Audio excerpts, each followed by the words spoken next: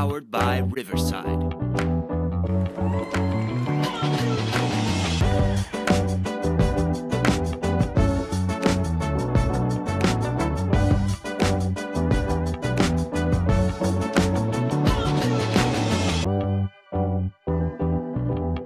Hello, everyone. Whether you're changing diapers right now, outside grilling, laying on the couch, letting the kids run around and destroy the place, or you're outside mowing the lawn, getting a break. Welcome to the Young Dad Podcast. I'm your host, Jay, and today I have an incredible guest with me today. I have Brandon. Brandon, host of the Borderline Banter and Brews, aka the B Squared, Potty C, as I call it on the streets. B Cubed. Be cute. That's what that meant. Math is not my strong suit. Hence why I went into working with the mind and not with anything else. So, Brandon, welcome to the show. How are you doing today? I'm doing good. Thanks for having me, Jay. I actually changed the name of the podcast. It's Be Better with Brandon now. Yeah, Okay. I'm on my own now, but I mean, I like how you did your research. I've been I watching your I've been watching your podcast. Pretty happy to be here. Awesome, man. Well, it's always exciting to, I guess, have a fan. I mean, flattery. Flattery always works. Scores you some points here. It's always cool when I get to talk to someone that has. I feel like most people, before they go on a podcast, watch the other person's podcast or they know a little bit about the podcast. But when it's actually someone that like engages with like their content and stuff that then you bring on as a guest, kind of thing, it's way cooler. It's way more fun. But before we get into all that fun stuff, before we get into the conversation, you guys know we like to take care of the business right here at the top. We just get that little business out of the way and then we're good. So we're going to do our business real quick and we're going to shout out our opening sponsor of the podcast today, For Fathers Apparel. For Fathers is amazing. If you follow me on Instagram, if you follow me on Facebook, if you follow me on Threads, if you follow me literally anywhere you see me post about For Fathers Apparel, they are literally the best. They have set out to create dad clothing that is above and beyond so that I can keep up with dads who go above and beyond, much like the two gentlemen that you're listening to right now. The team of dad designers set out to build performance clothing because there wasn't really an existing line that represented dad. It was all very standard. Nike, Adidas, black, white, blue, gray, boring. In order to fit the dad lifestyle, they took our favorite dadisms, 5 o'clock somewhere, Moglo, meat sweats, donuts with dad, movie night, pizza night, and all the rest, so many more, and printed them on the best performing materials. And they fitted them to fit our dad bods. So for that, we salute you, For Fathers. With the code YOUNGDAD, that's YOUNGDAD, over at For Fathers Clothing, FOREFATHERS, you save 20% with that code on your entire purchase, and you help out the podcast quite tremendously. So, enough of the business, as they say. Hope you did your business. Make sure to wipe. Brandon, would you like to start out with some fun facts about millennials and fatherhood? Sure, let's do it. All right. So, some fun facts about millennials and fatherhood. So, if you couldn't tell, Brandon and I are both millennials. If you're not watching, then you probably thought we were just that. We're gonna just know that we're wise monks. Then, but a couple fun facts to start us out here about millennials and fatherhood. There's an increased involvement in childcare.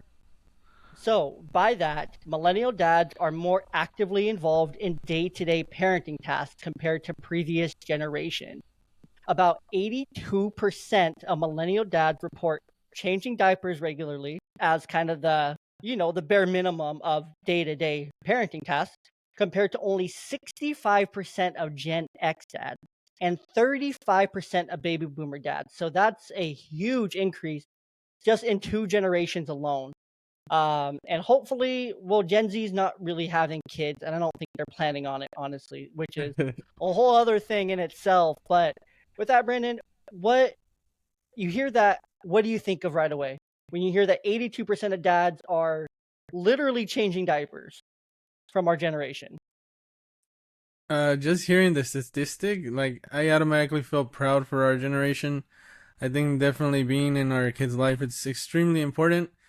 And I'm happy to hear that we're being more involved and more in our children's life compared to that 35%. Yeah, and that's our grandparents, you know? Yeah. Our grandparents, great grandparents in that baby boomer generation, which is crazy to think that's only that, it's really not that long ago. The next one here, and this one was really interesting as I was researching, looking up a bunch of stuff, but it's flexible work arrangements. And I didn't think about it until I actually looked at it a little bit more. So, millennial dads are more likely to seek flexible work arrangement to balance work and family life.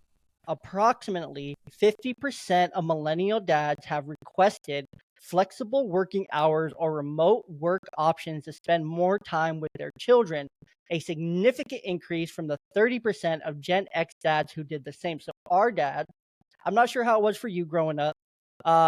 But I know for me, I grew up mostly with my grandmother for most of my life, and then with another set of grandparents for a couple of years before landing with my dad when I was 14.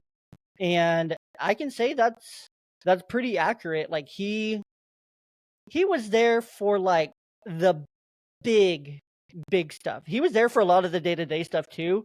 If it not in a bad way, but if it fit in with his day-to-day stuff that he had to do. He was a contractor, so he worked for himself. So he did have a lot of flexibility for us, which was really nice. But if it kind of fit and it worked, cool. If it didn't, then you're kind of on your own. What was that experience like for you overall? Yeah, I definitely relate to what you just said because my dad, he also worked for himself. So he would do like landscaping or like his own agenda basically. But I would see him like the bare minimum, you can say, which is I wouldn't say it's a bad thing because he was working for us, but there was no such thing as what we have now where you can work from home or you can be around your kids and make money at the same time. So yeah, I Mm-hmm. definitely feel there's been a change for sure. 100%. Would you say that your dad was there for, at least for my dad, it felt like he was always there for like the really big stuff.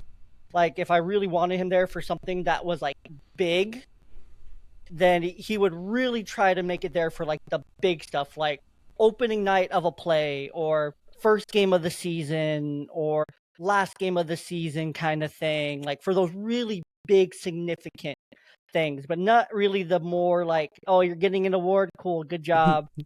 kind of stuff. Is that kind of the vibe too? Yeah, basically the same. Like, if I was getting some type of acknowledgement at school, like he wouldn't think that was a huge priority. But obviously, every birthday party, every special occasion. I think when I graduated, obviously, from middle school and high school, he was there for that. So he sees the achievement in that, just not the small stuff like spelling bees and all that. Like, Definitely. And I think it's kind of a blessing that us millennial dads get to kind of change that and be there for, especially trying to find flexible work arrangement. I know this has been something that's been more and more impactful for me since my oldest was, I don't know, since she was probably like 1 to 2 years old when she started going to like daycare kind of stuff. Like I wanted to, like, I didn't want to miss both. I didn't want to miss her going to school and coming home kind of thing. Like I really only wanted to not be a part of one or the other if I could. So it's like, which one am I more okay with myself missing? Because in that way, it tells me, okay, I'm going to be off at a decent time to either I can spend the morning with her and get her ready, or I'm spending the afternoon with her and like getting her ready and hanging out with her in the afternoon after all the day and stuff. So I totally forgot where I was going with that, but I had a whole thought process. But no, it's cool to see how I remember now. We get to be there for our kids. We get to see our kids every day. We get to be involved in their lives. We get to be in like the front row, and even we get into the process with them. You know, we're not just seeing the progress, like the big achievements. And nothing against my dad or anything. Like he did a really good job raising us, a really good job raising me. Shout out to you, Dad. I know you occasionally listen to the podcast, so if you're listening to this one, well, here's your shout out. You can turn it off now because I'm just gonna talk trash about you the rest of the time. But um, let's see. It's cool because we get to see the process of everything happening now. We get to yeah, see them go through the process, not just the product that they produce in the end. yeah, definitely. I feel like it's very, very important to see the process, like you say, because time really flies. I've been a father for I'm going to 3 years now. I have a 4 month old who was just born, but I know I'm not their father, but I have younger siblings, and I basically saw them, grow up. I was there when they were born. I've been changing diapers even before I was actually a father. So like you said, like seeing that process, seeing that progress, it's really important being there for them and everything. I know their little faces light up when you're present and everything. So it's important. The process is important. 100%. So for you, what was that? So you mentioned you were changing diapers. You had younger siblings. Are you the oldest? Were you firstborn? Yeah, I'm the firstborn, oldest out of my siblings. Okay. So what was that kind of like? Kind of going from like being the oldest, being around your younger siblings, helping raise them essentially, and be there for them. Do you see that impacting like your adult relationships now? Are they really, I guess, still really close? Are they really close with your kids? Like, kind of what's that? How did that dynamic all shake out from changing their diapers to now you change your own kids' diapers? I think it worked out great. Actually, it felt like I was in training before I actually had to do it for my own kid. And the thing is, it was great because I saw them grow up, so I'm ready for my kid now. When like seeing those milestones as he grows up, and as far as like my siblings, they help me. They whenever they see my son or they see I need help, they're there because they knew that I was there for them. When I was with them, or I don't want to say raising them because I didn't raise them, but I was there for them as a older brother. But I definitely think it really impacted my life. Like I said, it put me in a position where I was ready for when my son was born. I love that. I love that. So I'm trying to think here. I'm drawing a blank. But how about another fun fact? Because this is something that you mentioned directly in your questionnaire. So I wanted to pull up a fun fact. I really like fun facts. Because I like to compare generation to generation to see kind of what the trends are. So one thing I asked in my questionnaire is there anything about parenting that if you could change, you would change it? So I pulled up this specific fun fact statistic. Numbers are fun kind of thing. Millennial dads are significantly less likely to spank their children compared to previous generation. Around 60% of millennial dads report that they do not use spanking as a form of discipline, compared to about 40% of Gen X dads and 25% of baby boomers.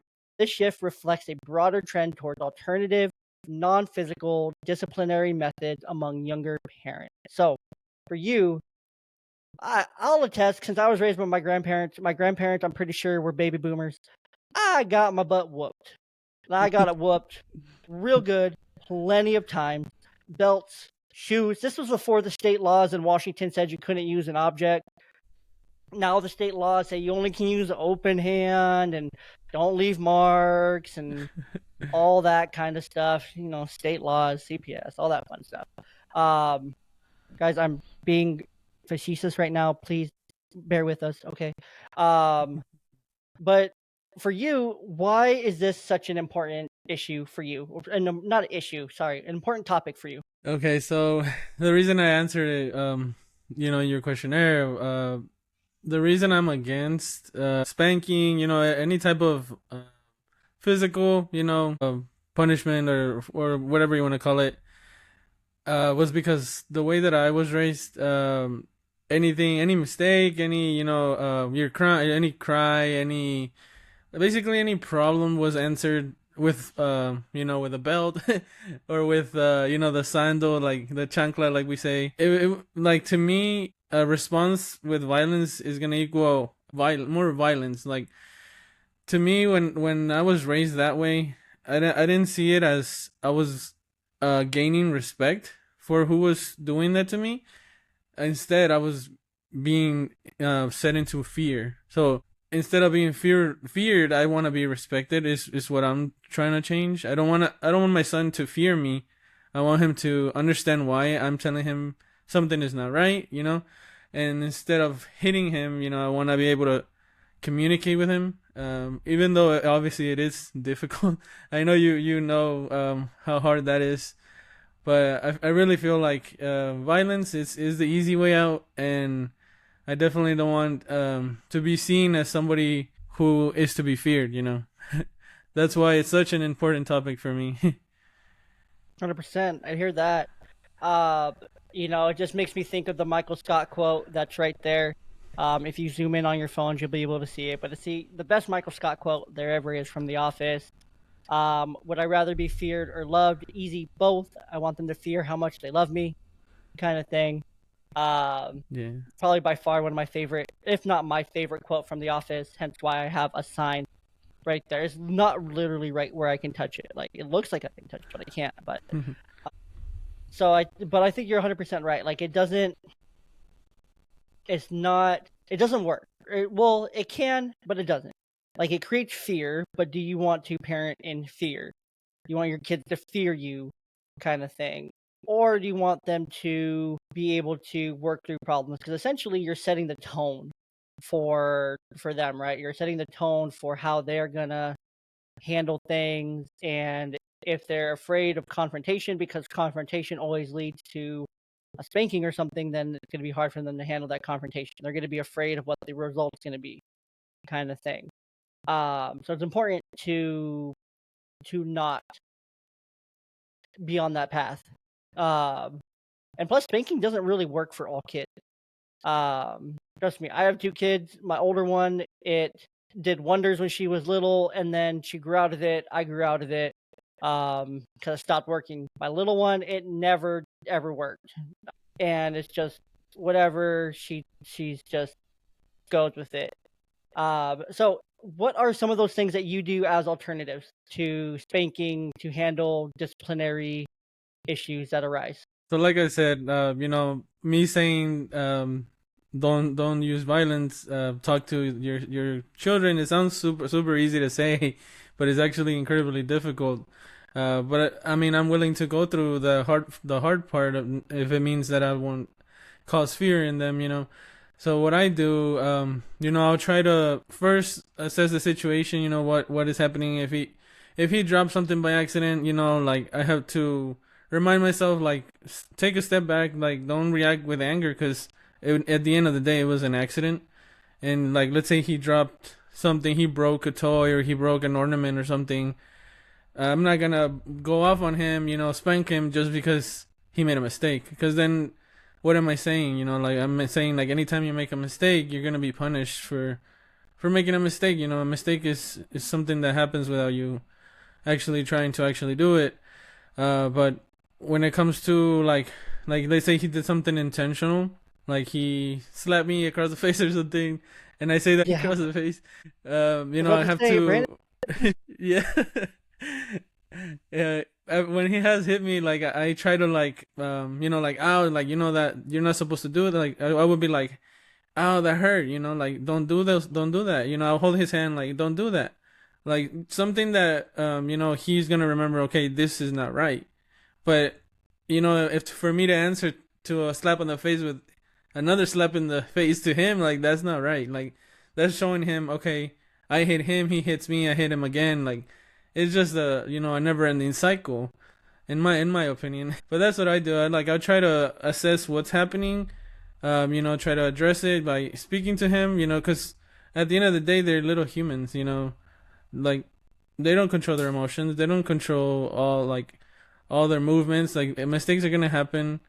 We gotta let them, take it easy on them. Just like you wouldn't want somebody hitting you just for making a small mistake.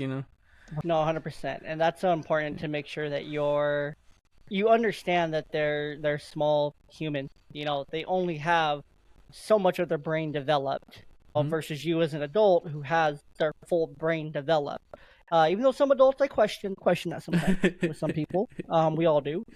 But regardless, making sure that we remember that they're trying to learn, they're gonna make mistakes. Heck, you make mistakes, you're not perfect. And to making sure that you understand those mistakes. Some mistakes definitely can be avoided, especially if you say, and for me speaking from experience here, hey, be careful playing right there. Don't do that with your lemonade. You're going to spill your sister's lemonade. And then lemonade spills. It's all over the floor at Target. Everyone's kicking, screaming, and crying.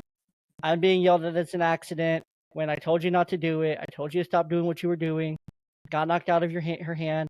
Now you have to have the rest of her lemonade that's already partway gone, or you just get the rest of your lemonade that's already partway gone.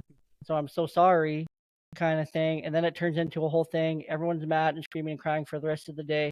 And then we have to go back later that day and return a bag we just bought.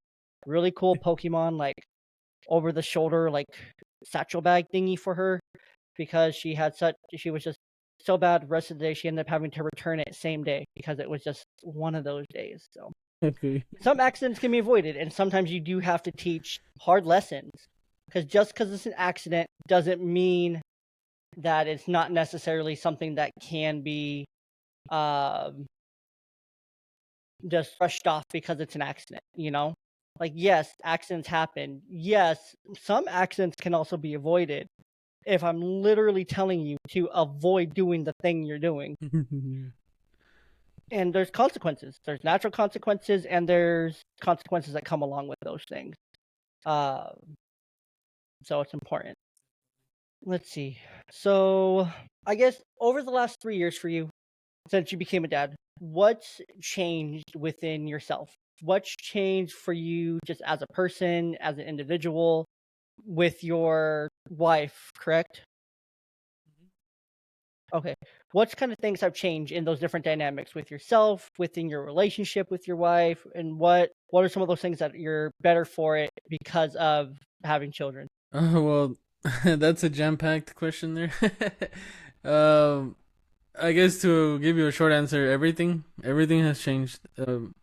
I'll start with with myself. I've Yeah. always thought about, like those things that hit you when it's a rainy day and things like that. Like, what is my purpose in life? Why am I here? Like, what am I doing? Um, and everything. And whenever I became a dad, like, I feel like that gave me like, okay, this is a purpose. This is something that you can use to be better. That's what I've been using to, like, whenever I feel down, like, or depressed about things that I may not be doing so well in, or I want to be a better person, or grow, or just become better. I think about my kids. I think they're watching me. They're gonna want to be like me. I don't want to be somebody who they're gonna not look up to. I want to be something that is gonna be a great example for them. So that pushes me to always assess myself and just become better every day. And no matter what it is, it could be something small, like, oh, I used to drink a lot of energy drinks or something. Okay, I'm gonna stop that because I want to be around, later on. Like, I don't want to put my health in risk or anything like that. It's little things like that. I've always think about that. I want to have a purpose. I want to be their idol or whatever. In terms of with my wife, we have become a sort of a team. Like I've mentioned in my podcast as well, we're not that traditional couple where like the woman does this, the man does that. We're 50-50. So there's sometimes I'm washing dishes, I'm changing diapers, like I'm doing what has to be done. In essence, before I was a father, I didn't do those things.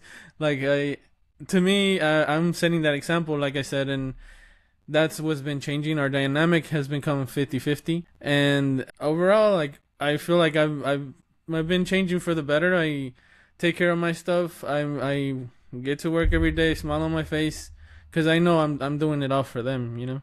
I want to be good for them.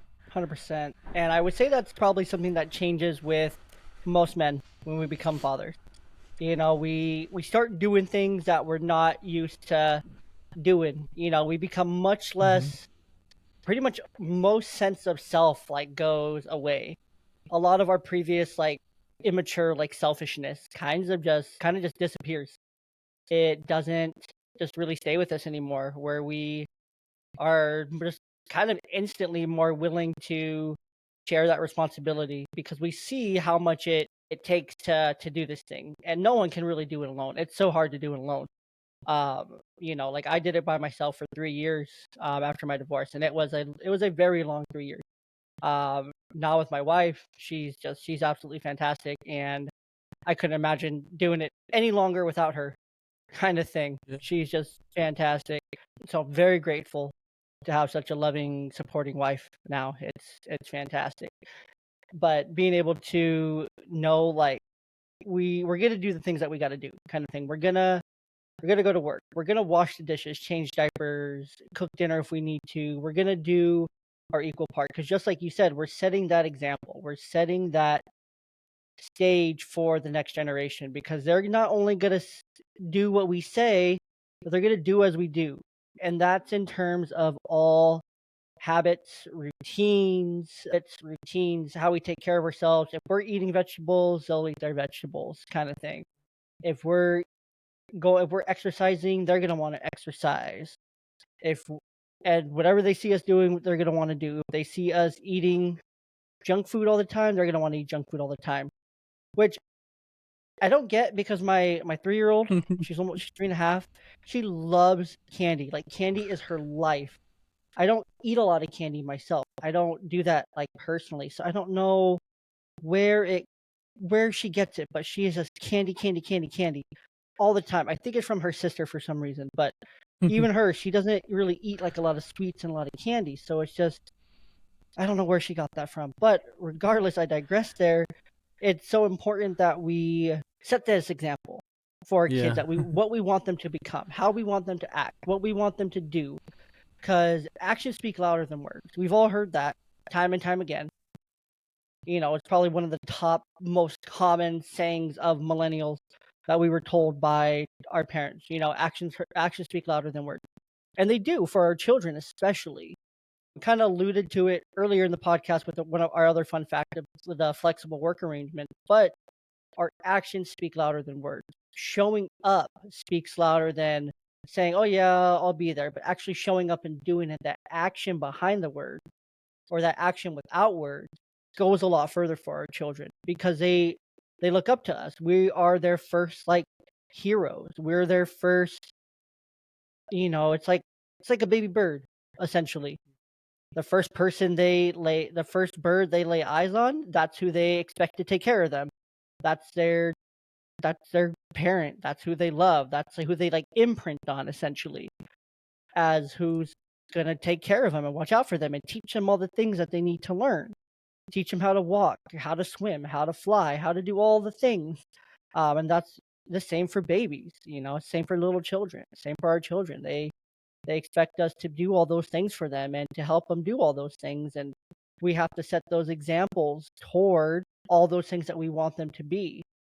And ultimately, for me, I really strive my best to make sure that they turn out to be good people. But if I want them to be good people, I have to be a good person. I can't be an asshole to everybody if I want them not to be assholes to everybody. Some people deserve it, rightly so. But you have to be able to differentiate that. You still have to be kind to them initially. If they start acting a fool, then act a bigger fool, kind of thing. Try to be nice at first. If that doesn't work, then match the energy. Yeah, definitely. So, but it should never be the other way around. Don't match Yeah. the energy your kid brings to a situation because their chaotic little child energy is all over the place. It is up and down, sideways, left, right, backwards, left trigger, right trigger, in all directions, all at the same time. Like it's literally all at the same time. All their emotions, if they hit and they're having big emotions, they're not just having a big emotion. It's not singular. They're Yeah. having big emotions. Yeah. Plural, many, many plurals. And they don't know why. They don't know why, and they don't know how to tell you why either. But if you match that, and I like what you said, if you match that with your own anger or your own frustration or your own disappointment or sadness or whatever, you're then essentially burning that into their brain of what to expect when they give this reaction or when they do this thing, kind of thing. And you're basically telling them to either suppress something, shove something down, shut something off, or to hurt a part of them that they need to be able to express certain things, kind of thing. And, especially for boys, us ourselves, you mentioned it. I think you mentioned it perfectly. If there was really anything that, we weren't supposed to be doing as boys, turning into young men, then it would get spanked. It would get spanked or spanked out of us, kind of thing. Um, if that wasn't what we were supposed to be doing. And so it leads us to more problems down the line of all these things that are repressed and things that we're not talking about and things that we're dealing with that come up later in life in our relationships and in our parenting that we're now like, holy crap, I have to fix this issue while also trying to fix the kids' issue, but I don't know how to fix that issue because I still have that issue. And it's just like this whole thing. It's this whole cycle. It's a ripple. Yeah, definitely. But no, it's important to set that example for your kid. Whatever you want them to become, be that person you want them to become. So I guess the next thing I'm curious about, Brandon, is what is the premise of B Cube? How did you get into it? How did you start it? What are you currently doing with it? Where are you trying to take it? Like, what is the presence of B Cube? Okay. Well, I guess I'll start from the beginning. So originally, it was a podcast that I started with my friends. We were gonna, do this weekly thing, record and it's like a whole thing that we planned out. But life happens. We get busy. Me as a father and everybody else having their own things in their lives. I decided to, just take over and do it by myself. So I've been just doing the B3 Party C podcast by myself. So what I'm trying to do with it is basically I want to pass on the message to everybody that you can always be better. You can always improve some way. In essence, the whole reason that I'm doing a podcast is because I'm actually a super introvert person. Like I don't talk to people. I don't like if I'm in an event, I'm just I'm doing me. I'm not talking to anybody if I don't have to. Which here comes the podcast. Like in the podcast, you have to talk to people. You have to get a conversation going. Like me doing this with you, Jay. Like to me, this is something that I'm like, okay, this is gonna help me. Improve my social skills, improve my whole interview, skills. It's something that's helping me be better. So that's something that I want people to get out of it.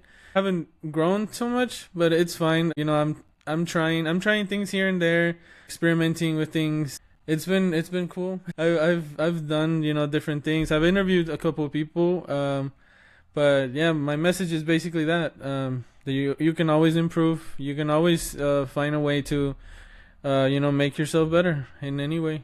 And yeah, that's pretty much why I have a podcast.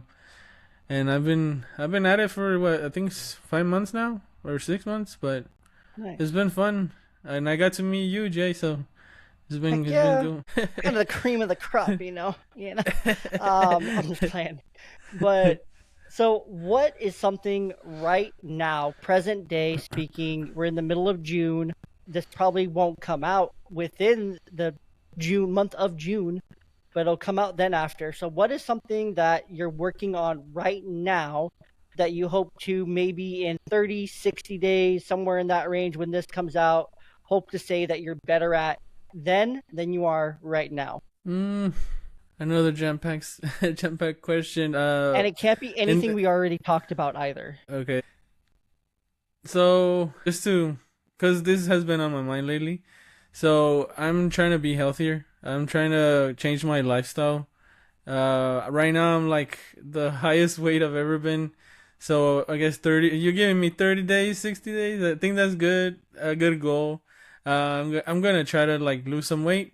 So like, I guess we can track it like that. That's my answer to that. I really want to work on myself. I need to start focusing on that because, like I said, I have kids. I want to be there, in the future. And if I continue in this route, like that's kind of hard, But I'm really trying to stay healthy and be healthy. 100%. And that's so important. That's something that I personally started changing probably about a month and a half ago now. I've been working with my man, Dr. Harrell. He's a strength and performance coach. He's by trade, he's a physical therapist, doctor, dude. Even though he doesn't really talk about that very much anymore, but that's his like background as a legit physical therapist doctor. Now he's transitioned out of the medical field into just doing more coaching and training and things like that, which is really cool. So I've been working with him for a month and a half now, and I was at that same kind of spot, and I feel like a lot of us dads are kind of, we hit that spot, and we hit that point where we're like, this is, shirts are really tight in the wrong areas for the wrong reason. I feel heavy walking around. Things hurt that didn't hurt a couple years ago. My kid feels heavy. Why does my kid feel heavy when they're really not that heavy? Why am I out of breath? Why is this hurting, kind of thing? Like, we all kind of hit that. I know I personally hit that because I kept getting comments at work about how much I was limping, and how, because I had some really bad hip pain, some really bad hip things going on, that I've since corrected over the last 60, not even 60, 45-ish days or so. And I noticed how much that was affecting me in all these areas. Like, it would hurt to drive because I would move my right foot from pedal to pedal and I could feel something grinding in my hip. I would go tractor, it wouldn't help with an adjustment. He said, you have so much inflammation in that hip, kind of thing. I would ice it, heat it, try to change my diet, try to do something different, and it was just hurting. And so I had to make essentially a drastic change. I had to go back, and I've interviewed Dr. Harrell on the podcast. You can go back and listen to that. It's probably episode 90, 98, 99, I want to say. He'll be on again. Dude, we have some cool things we're working on together. But it was just like, I need to do something different. I need to do something. And it was just on my mind all the time.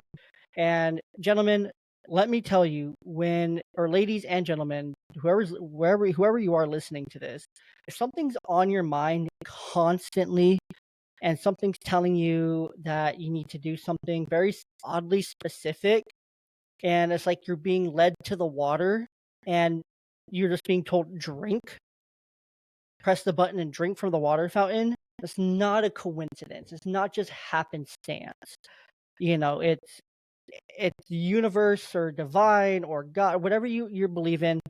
It's the same thing, just in a different form, pretty much, however you want to spin that.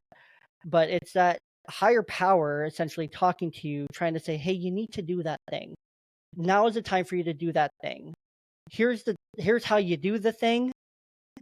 I just can't do it for you. I can't sign you up for that program. I can't, take you. I can't drive you to the gym every day. I can't do this thing for you. I can't, change your grocery store list. But here's, 15 reels and TikToks about diet options, crock pot meals, things like that to kind of nudge you a little bit to do something, kind of thing. Or it can even be the opposite. Maybe it is that feeling of, those thoughts of, man, I don't feel good about myself, or I just feel like I need to do something different. My body doesn't feel the same as it was. I'm weaker, whatever it is. And it's time to listen to that little voice, listen to yourself, trust that instinct and who you are, and take it and run with it. Because that's only saying, your body's telling you, your mind's telling you, God's telling you to make that change in whatever aspect of your life it is. Could be church, could be religion, could be spiritual, could be within your relationship. It could be with your health, mental, physical, emotional, social, whatever area it could be. But listen to those little things. They're so important. Definitely. So I know a guy for you. I know a guy. I could highly recommend. He's done a great job just getting me straight, getting me going.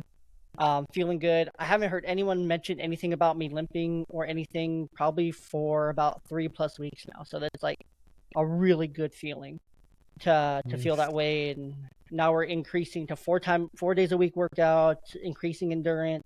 Like, literally anything I want, I ask him to add or change or do differently. Like, he'll make a quick adjustment. I want to add abdominal workouts in to help get rid of some of this belly fat and the sides and stuff. Boom, already changed. I want to go 4 days a week. Boom, here's a 4th workout. just all these quick changes is so cool to see how engaged he is. Like, if you are going to do it that route, for anyone listening, yourself, Brandon, or for anyone else, like, if you are going to go that route of working with someone, a trainer, a coach, or someone, make sure it's someone that is willing to do those things for you, to work with you, to where you guys are making your program, where it's not just their program, it's not just your program. It's like getting their programs tailored to what you need. It's tailored to what you need. The options are tailored to what you need. So I would highly recommend just be strength and performance. Hashtag not a sponsor, but maybe they will be soon. Who knows? That'd be cool. But no, highly recommend it. Any thoughts or anything you want to add to that? Yeah, definitely think if you need a that extra push is definitely good with getting with somebody like you have, Jay. And in my personal experience, I feel like if I want to get the ball rolling slowly first, and then once I'm ready for those workouts, then I'll probably think about having that personal trainer. But right now, I feel like whatever he puts me to do, I may struggle a little bit, but Brother, he'll tailor to it. brother, that's the beauty of it, is that you're naturally gonna struggle. You're not Uh, 21 years old anymore. You're not 18 anymore. You're a dad. You got kids. Things aren't the same as they once were. And like, I literally struggled my first week getting back into it. I struggled with calf raises just to raise myself onto my like tippy toes from my calves, because the joints and everything were so weak. I struggled doing jumping jacks. I struggled lifting 10-pound dumbbells. The struggle is real, and that's okay. yeah. Because if you don't struggle at first, you can't grow. And it's going to be, that's why I'm saying it's important to get the right person, because get it tailored to you from the beginning. If where you're at is, look, I can do about a 30-minute workout that includes 10 minutes on a treadmill plus maybe 20 minutes of some really light work sets, then that's where you need to start, but you have to start. That's the biggest thing. And that's across all areas. Whatever the area it is that you need to be better, you be better at. If it's your mental health, okay, where do you need to start? What's that first step? Okay, take that first step. If it's your emotional health, it kind of ties into mental, emotional health. They kind of go together. If it's something, a skill you want to get better at, socializing, talking to people.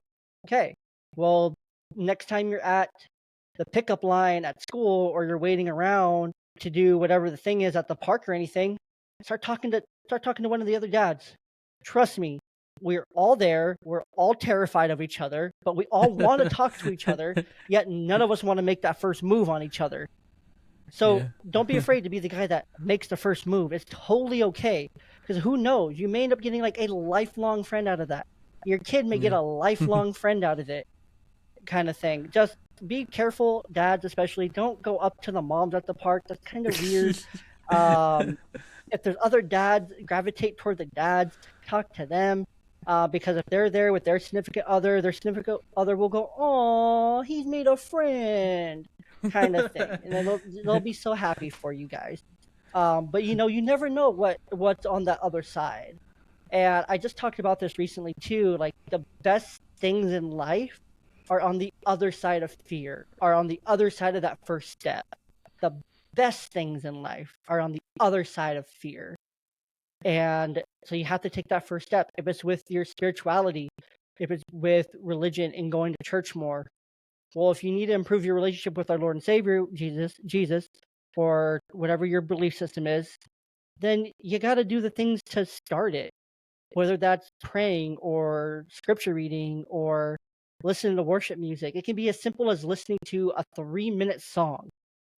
It takes zero effort. Downloading a Bible app, so it's on your phone and it just sends you Bible verses to read. Like, all the Bible apps do that.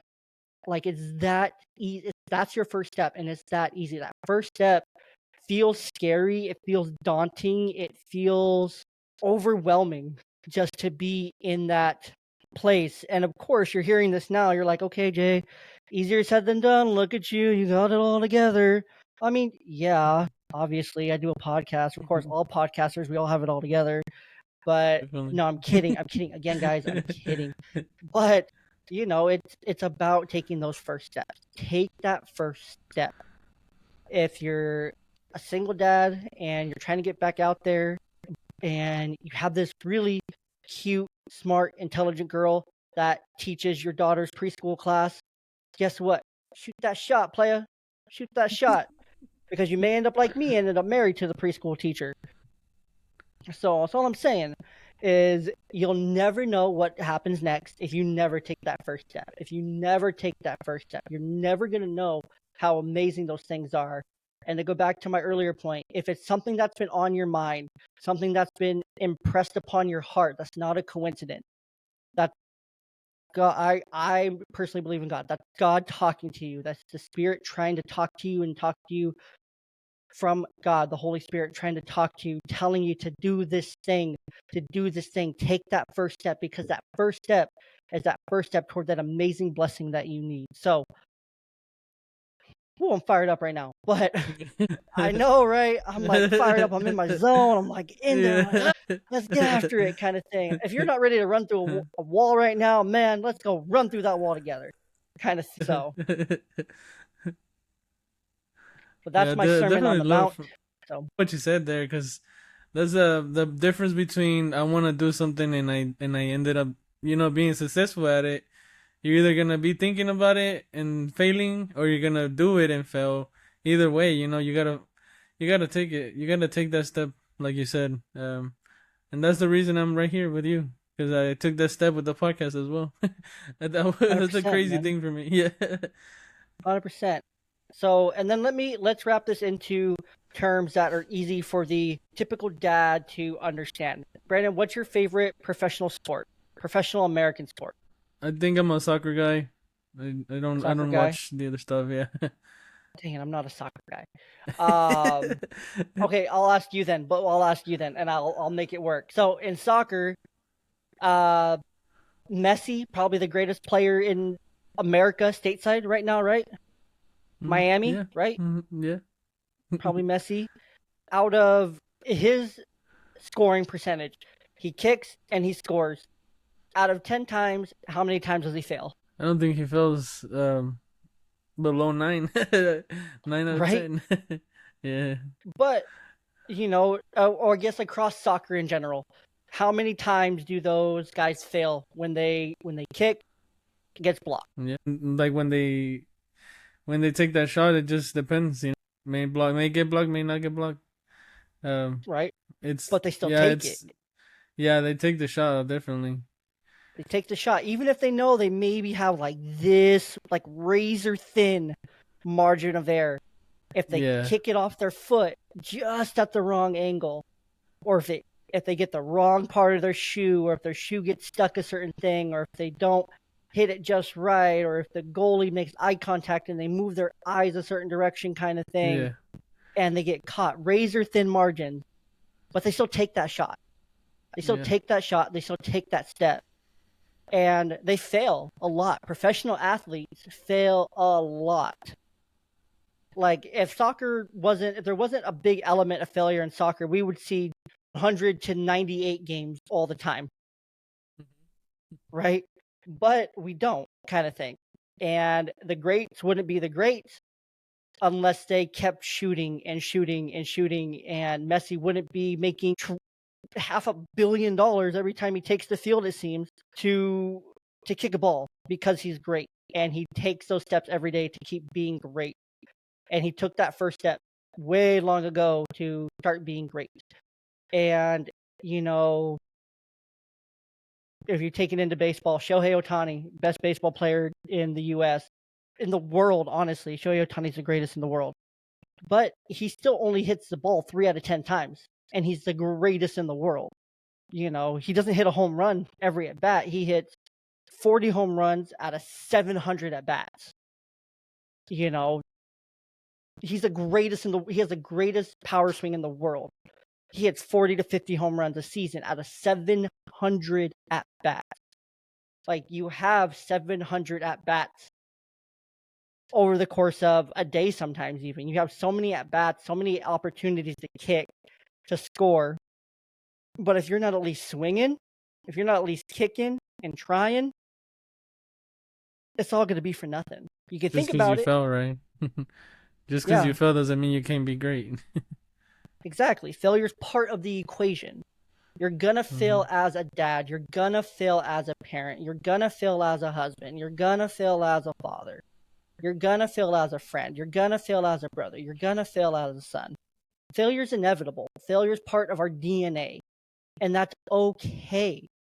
We can't put off the failure. And I just actually, Inside Out 2 just came out over the weekend before we recorded this. So it's June 17th recording this. I just watched Inside Out yesterday with my kids on Father's Day. Happy late Father's Day, by the way. I saw you tagged me. Thank you. Back at you. Happy late Father's Day to all the fathers. By the time this come out, this will be irrelevant, but you're welcome. Inside Out 2 does a great way of depicting it to where, Joy was taking all the memories, and I won't spoil it, but she was taking all the memories and she was throwing them to the back of the brain. She was shoving them to the back of the brain. They will all go back. And when they got to the back of the mind, this huge mountain of things that we just kind of shoved back. But what happened was that those all ended up coming back and becoming part of our belief system. This moment made me cry. It was incredible how they depicted it. It was so cool. Once you become a dad, Disney movies just kind of automatically get you. I don't know why that is. It's like a weird conundrum, but when you become a dad, Disney movies just kind of get to you. But it was really cool, and all those memories kind of all came back into her belief system and it creates who we are. It creates who we are, our values and things like that, because we learn from all those things. We learn what to do, what not to do, and failure's okay. But you can't fail and you can't succeed if you don't take step one. So yeah, any thoughts on that? Any last thoughts here? No, I definitely agree with that. Step one, you have to take that step, or else nothing will happen. You won't ever get out of that. Whatever you're trying to do. If you're trying to be a teacher, you're trying to be, something. You're never gonna get there if you never take that first step. And just because you failed doesn't mean you're never gonna get there. You just gotta rip off the band-aid. Hope for the best. If you fail, get right back up. You don't give up. That's the most important thing. Don't ever give up. And I definitely agree with you, Jay. And I think that's one of the most important things that you can do. Even when you're just trying to be better, at anything, even personal, just you want to be a morning person. Nobody wants to be a morning person, but if you're trying to be one, like taking that first step, sleep earlier, drink coffee or something, these are little things. It doesn't have to be a huge thing either, just take that Mm-mm. first step. Yeah, and that first step can look like however you want it to look like. Maybe it's not going to bed earlier. Maybe it is. If you're trying to work up to being a 5 a.m. gym bro, but you're currently a 7 a.m. barely get the kids out the door on time to school guy, then there's a big gap there. We have to slowly work at it. And that's going to look like, are you good? Yeah, good. Okay, I just want to check on you. And that's going to look like, if you're trying to get there, that's going to look like, okay, if you're trying to get to the gym every day at 5 o'clock, but now you barely get up at 7 to get the kids up, maybe you go back a half hour. And that half hour maybe is just a little bit of stretching, a little bit of morning breathing, maybe it's some journaling, maybe it's some scripture reading, maybe it's listening to your favorite 2 podcasts. I wonder what those could be. But maybe it's just something simple like that, And then it goes back to 6:15. And then at 6:15, now you get to go on a little, 15-minute walk outside, come back, do some journaling, do some reflection, do some deep breathing. And then maybe it's 6. Now you're waking up. Now you are walking, you're journaling, getting your coffee together. Maybe now you're making breakfast for the family, right? Because you're up, you're there. Now you're making delicious breakfast every day. And then it's 5:45, and so on and so forth. And it's increments. It's little by little, little by little. You have to take small steps to get to your big goal. Small steps. Set yourself realistic expectation. and live in those realistic expectations until you master, or maybe not master, but you get sufficient at that. You get a pass fail kind of grade until you pass it every day, and then take on the next step. Pass fail that, take on the next step. Pass that one, take on the next kind of thing. So build upon those steps for yourself. But um, the only other thing here that I wanted to mention before we wrap up, there's one more topic I wanted to hit on just really quickly. One more fun fact. Please bear with me. It's an important one. But before we do that, we'll actually wrap up with this fun fact and wrap up the conversation with that. And I'm going to talk about our closing sponsor. Since we're talking about habits and routines, y'all know that I absolutely love the Joon app. Joon. You can find the link down in the description of the episode. Joon app, fantastic. If your child struggles with habits, routines, putting their shoes away after school, putting their backpack away, cleaning up their room, keeping things tidy, brushing their teeth, feeding the pet, having a positive attitude, getting dressed for the day, making their bed, all these little parts of their day, being nice to siblings. Guess what? The Joon app has you covered. For myself personally, I'm going to try to do this without, see if it's going to help. It's going to work. So there you go. You kind of can see the Joon app there, where these are just some of the tasks that I have assigned for one of my daughters. And that's just one of them.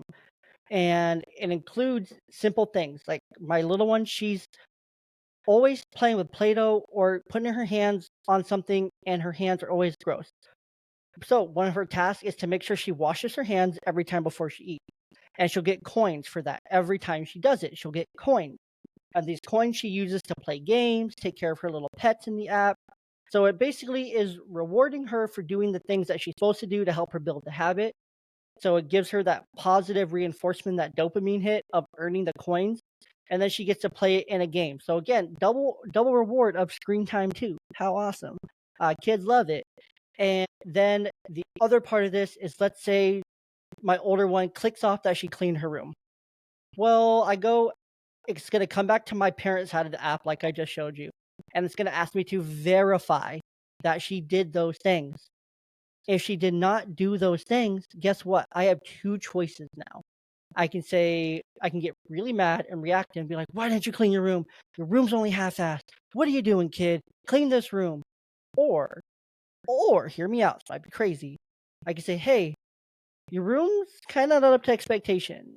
I'm going to give you a choice right now. Do you want to clean it and clean it up to the standard that you know you're supposed to do? Or I can give you half the coins that you're going to earn for this task kind of thing. Guarantee you, they're going to choose to clean it up and get the rest of their coins because they want to play their games, because maybe they desperately need those coins to be able to unlock playing the game that they want to play. So it's a win-win for everyone. Habits, routines, all built with the Joon app.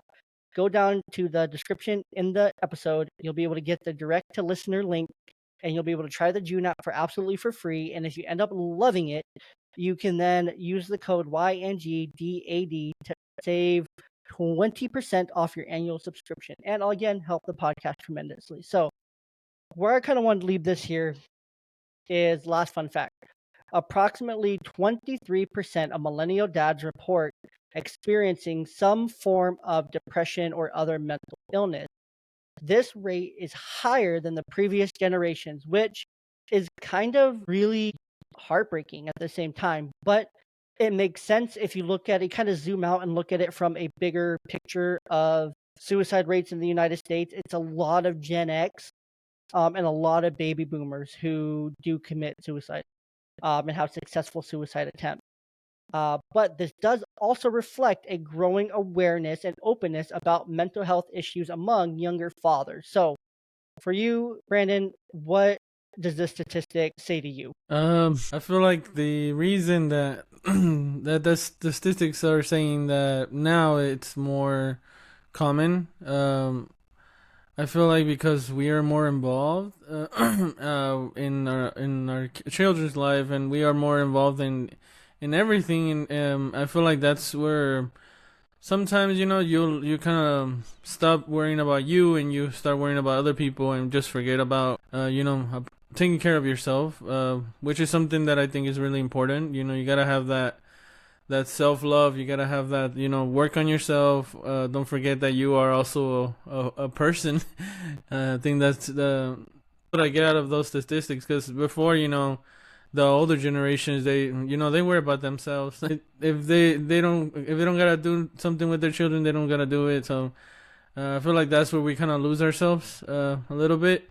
But yeah, definitely think it's important to remember to worry about yourself. You are a person as well. Dads, don't forget that you have your own, mental health issues. You like, you don't have to keep it all inside all the time. Talk to somebody. Definitely think that's important. And thanks for bringing that up as well, because I feel like it's something that has to be said. Of course. No, we got to talk about it. If we don't talk about it, nothing happens. The more we talk about it, the louder our voices are, even though they may not have the biggest audiences, they may not get the most views or whatever. The more we talk about it, the more we start the conversations, the more we have the conversations, the more that number grows from 23% to 30, then to 40, then to 50, and then it goes on and on and on and creates just a positive, healthy ripple effect throughout the next generation of children that we're raising as well. So you gotta take care of you. Your children depend on you. And they depend on you having your shit together. So get it together. Not you, Brandon, but the listener, essentially. So I guess just two questions here to end us. Two questions I like to ask. The first one here is, there's a young couple, 20 to 25, just had a baby, and they're bright-eyed, bushy-tailed, they're scared out of their minds. The couple, so this is to the couple, okay? The couple comes to you and they're like, Brandon, we're nervous. You have the opportunity now to drop a couple pieces of advice for the couple as a couple. I guess my first piece of advice would be work as a team. You can't do it alone. And obviously, if you have a choice, if you're in a relationship, you have to rely on the other person. You can't just do everything on your own, because it's not gonna work. uh, you have to rely on the other person and communicate with the other person. Take their feedbacks, even if you don't want to. Sometimes, that's what I would tell that couple. And just to give a little backstory, I mean, I feel like I at first thought, I'm ready for this, since I already took care of my siblings. But sometimes you do have to listen to the other person, and at the end of the day, make the decision that you think is right. And I guess my second advice would be, don't Google don't Google stuff about your kids, No.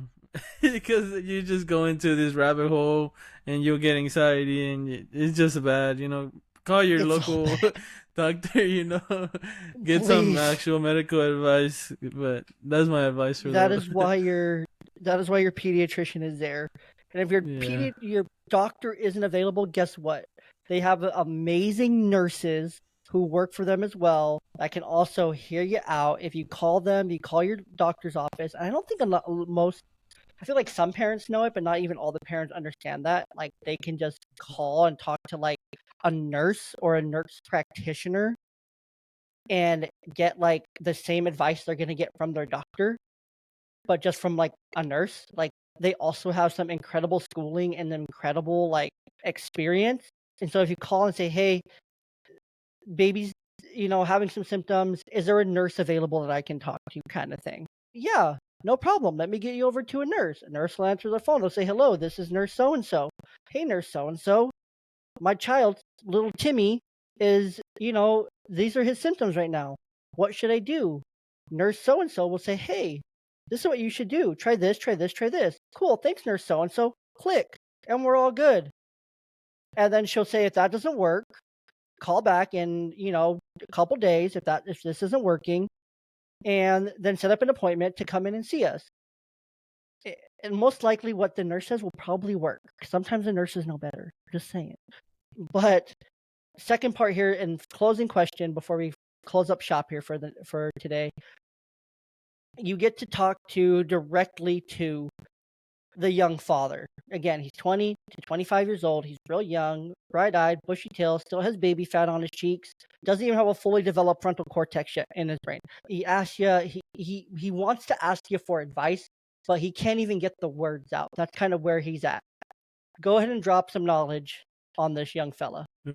Uh, I would probably say like, hey man, I see you're gonna be a father. I know you don't feel ready for this, but to be honest, you're never gonna be ready for this. It's always gonna be a learning experience. You're gonna fail, but you gotta get right back up and keep trying. As long as you're working towards better, you're doing good as a father. Even though you might not always hear that you're such a great father, as long as you're putting that time in, as long as you're being there for your kids, you gotta pat yourself on your own back and keep moving forward.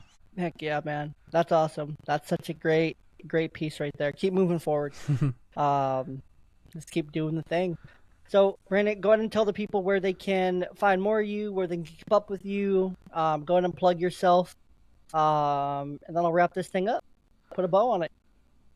Yeah, yeah. I mean, if you're interested in my podcast, it's called Be Better with Brandon, and my ad is B3 Potty C, just like it sounds, B3 Potty C.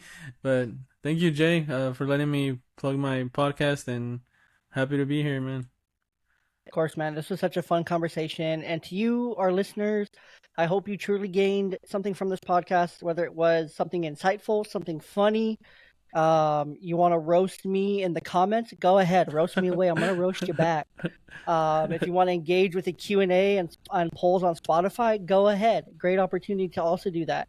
You can show your support by clicking any of the links down below in the description. If you're on YouTube, make sure to subscribe, like, leave a comment, do all those awesome things to show you support the podcast. Apple, Spotify, you know what to do. Leave 5 stars, leave a review, do the things that you can wherever you're listening to show your support of the podcast. And lastly, of course, subscribe to the email newsletter so you never miss an episode and a new release and some awesome dad hacks, mental health hacks, and dad advice from every single episode, every single newsletter that comes out. So some great value coming from that as well. And it's free and it costs you nothing. So make sure you get on there as well. Make sure you head over to the website as well. You get some incredible blogs to support every episode written by yours truly. So lots of great content to support every episode. So please show your love, show your support by going and checking out all those things. And I hope you enjoyed your juice box. I hope you enjoyed your snack, and we'll talk to you next time right here on the Young Dad Podcast.